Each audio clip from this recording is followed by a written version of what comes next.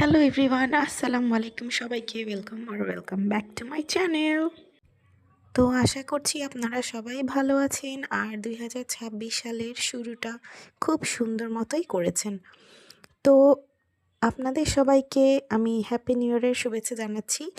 আজকে আমি ঘুরতে চলে গিয়েছিলাম বিকালের দিকে একটা জায়গায়, যশোরের মধ্যেই, সেটা ভিতরেই। তো এই জায়গাটা একটা গ্রাম টাইপের এরিয়া ছিল। যেহেতু জানুয়ারি মাস, শীত, তো আপনারা আমার কণ্ঠস্বর শুনে বুঝতেই পারছেন আমার কতটা ঠান্ডা লেগে গিয়েছে হাউস হোল্ড অ্যাক্টিভিটিস করতে করতে। তাছাড়া আমি বাহির হয়েছিলাম, আর বাহিরে ঠান্ডা প্রচণ্ড বাতাস বইছে, যার কারণে আমার গলাটা একেবারেই খারাপ হয়ে গিয়েছে। সবাই হয়তো যারা হাউসওয়াইফ আছেন, যারা বাহিরে আমার মতো ঘোরাঘুরি করেন বা যারা অফিসে কাজে কর্মে যান, তারা অবশ্যই এটা রিলেট করতে পারেন যে সবার স্বাস্থ্য একরকম থাকে না। তো বিকালে সুন্দর একটা সময়ে আমি ঘুরতে বের হয়ে গিয়েছিলাম আমার ফ্যামিলির সাথে। তো কখনো কখনো মনে হয় কি যে আমি ঘুরতেই থাকি, শুধু ঘুরতেই থাকি, কিন্তু এই ঘোরাঘুরির পরে না কেন যেন গলাটা একদমই খারাপ হয়ে যায়, ঠান্ডা লেগে যায়, আর নানাবিধ শারীরিক সমস্যা তো থাকেই। তো সরি ফর মাই ভয়েস। আর আপনারা কোথা কোথা থেকে আমার ব্লগ দেখছেন অবশ্যই কমেন্ট করে জানাবেন। এই দিনটা যে কী পরিমাণে ঠান্ডা বিকালবেলা, আর আপনারা হয়তো বুঝতে পারছেন কুয়াশার ভাব দেখে। পুরা আশেপাশের ওয়েদারটা দেখেন ঘোলা হয়ে গিয়েছে কুয়াশার কারণে দিনের বেলা। তারপরেও যেহেতু একটু ভেতরের সাইডে, তো গাছগাছরা অনেক ছিল, এই জন্য পুরা এলাকাটাই কুয়াশায় ভরা ছিল। আর আমি পিছনে অনেক কষ্টে ভিডিওগুলো করেছি, কারণ ভিডিওগুলো করার সময় আমার মোবাইল প্রায় হাত থেকে মনে হচ্ছে যে উড়ে যাবে। দেখেন কি সুন্দর ভিউ! এই ভিউটা দেখার জন্যই ঘোরাটা সার্থক। কিন্তু এখানে প্রচণ্ড পরিমাণে কুয়াশা, যার কারণে ঠান্ডা বাতাস, আর এই আপনারা আমার ভয়েস শুনে তো বুঝতেই পারছেন যে কি অবস্থা হয়ে গিয়েছে লাস্টে। তো যাই হোক, শুধু ঘোরাঘুরির কারণে না, বাকি আনুষঙ্গিক কাজের কারণেও আমার ঠান্ডাটা লেগেছে। আর ভিউটা জাস্ট দেখেন, ভিউটা অনেক সুন্দর। আমি আপনাদেরকে বলবো যে আমি কোথায় গিয়েছি, তো আগে আপনারা ভিডিওটা দেখতে থাকেন। আর বিকালে এত সুন্দর সানসেট দেখা যাচ্ছিল, আসলে আমার ঘোরাটা পুরাই সার্থক। আর আমার ফ্যামিলি তো খুব এনজয় করেছে। দেখেন এখানে যা ছোট ছোট বাচ্চারা যারা এলাকার আছে, তারাও কিন্তু সাইকেল চালিয়ে বেড়াচ্ছে। আসলে এই টাইমটা ঘোরাঘুরির জন্য খুব সুন্দর একটা সময়। আর সানসেটের সময় আপনারা তো বুঝতেই পারছেন যে কতটা ভালো লাগে এই পরিবেশগুলোতে বেড়াতে যেতে। আমার মতো যারা ঘোরাঘুরি খুব পছন্দ করেন, তারা যদি বাইক রাইড করেন, তাহলে অবশ্যই আপনারা হেলমেট ওয়্যার করবেন। দেখেন এখানে আমি হেলমেট নিতে ভুলে গিয়েছিলাম, যার কারণে ঠান্ডা বাতাসে আমার অবস্থা খারাপ হয়েছে। আর যাই হোক, এখানে আমি অবশ্য শাল এমনভাবে পরেছি যেন আমার ঠান্ডাটা না লাগে। তো আমার ঠান্ডা এই ঘোরাঘুরির কারণে এতটা লাগেনি। দেখেন আমার শাল পুরো উড়ে যাচ্ছে। কতটা বাতাস, কতটা ঠান্ডা ছিল বলে বোঝাতে পারবো না, আপনারা দেখেই বুঝতে পারছেন।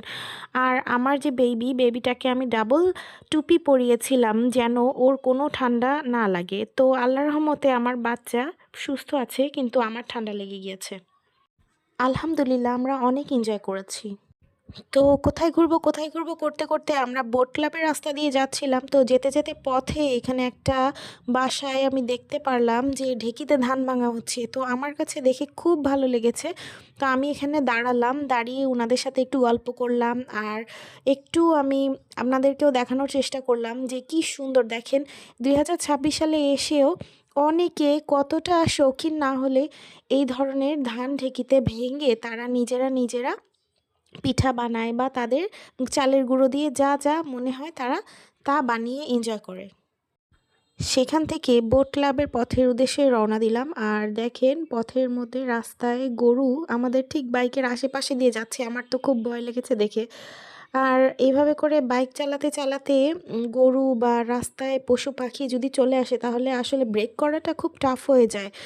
আর সাথে পেছনে কোনো পিলিয়ন থাকলে তো আসলেই সমস্যা হয়ে যায় বাইক কন্ট্রোল করা।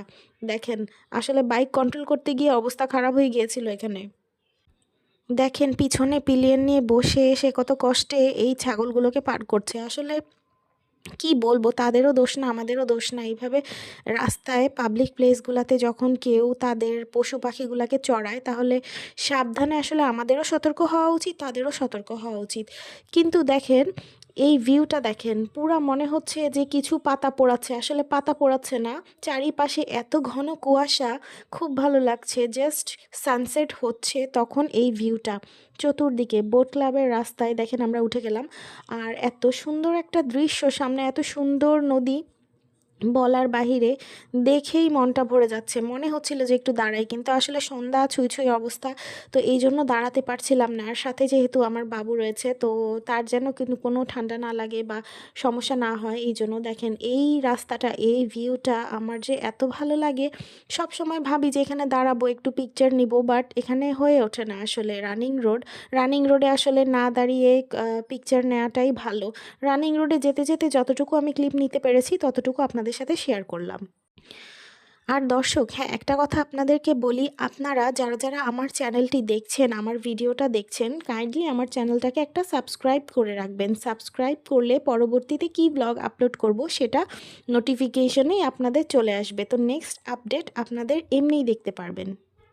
তো দেখেন, নতুন বছরের শুরুতে যেহেতু ঘুরতে বের হয়েছি, তো আমি আর এখানে ভিতরে বোট ক্লাবে যাইনি। আমার বাচ্চা বলছিল যে আম্মু চলো চলো, কিন্তু আমি যাইনি, কারণ এখানে যাওয়াটা এতটা ভালো লাগেনি, মানে সময় হয়ে উঠতে পারেনি আমার, আর শরীর ভালো ছিল না, তাই আমি আর দাঁড়াইনি। দেখেন, আমি লাস্টে একটু ক্লিপ অ্যাড করছি। আমার এই দৃশ্যটা খুব ভালো লেগেছে, আর তারা খুব আন্তরিক ছিল। অনেক সময় অপরিচিত মানুষও খুব আন্তরিক হয়ে ওঠে, তাই না?